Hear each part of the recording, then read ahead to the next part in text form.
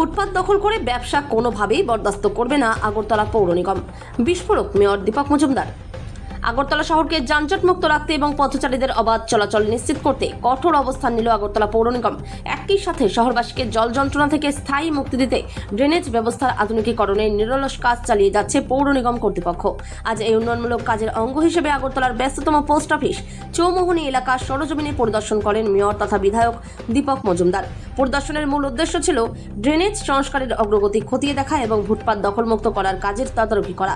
এই অভিযানে মেয়রের সাথে উপস্থিত ছিলেন 20 নম্বর ওয়ার্ডের কর্পোরেটর রত্না দত্ত, পূর্ত দপ্তরের ইঞ্জিনিয়ার এবং পৌর নিগমের টাস্ক ফোর্সের কর্মীরা। পরিদর্শন শেষে সংবাদ মাধ্যমের মুখোমুখি হয়ে মেয়র দীপক মজুমদার কি বলছেন শুনে নেব। ত্রিপুরা থেকে বিক্রম কর্মকারের রিপোর্ট, বিগ নিউজ বাংলা।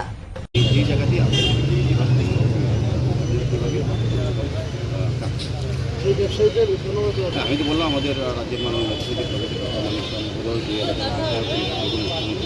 আমাদের সরকারের দৃষ্টিভঙ্গিটা মানবিক দৃষ্টিভঙ্গি আছে। যদিও তারা বেআইনিভাবে ব্যবসা করতেন, মানুষের চলাচল অধিকারকে রুদ্ধ করে তারা করতেন, সম্পূর্ণ বেআইনি। তবুও আমরা যেহেতু তারা এত বছর থেকে সংখ্যা পালন প্রতিমা করছি ব্যবসা করি, তাদেরকে কোনো টেম্পোরারি অস্থায়ীভাবে একটা জায়গা করে তাদেরকে ব্যবসা করার সুযোগ দেওয়া সময় যদি পারমানেন্ট কোনো সলিউশন করা যায় বা শুরু করা হচ্ছে যাতে এখানে বা যারা টেন্ডারদের যাতে ট্রেনিং করা ব্যবস্থা করা যায় তাদের জন্য আমরা অলরেডি অনেকগুলি দিয়েছি।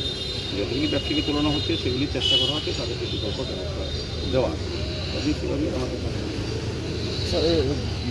অনেক জায়গায় আমরা যেখানে আমাদের ট্রান্সপোর্টের কর্মীরা বা আমাদের আধিকারিকরা পরিশ্রম করে জায়গাগুলি পরিষ্কার করছে, এখানে জায়গাটাকে বেআইনি কাজে মানুষ এটা স্পেশালিটি আমরা কথা বলবো তো ওনাদের দায়িত্ব।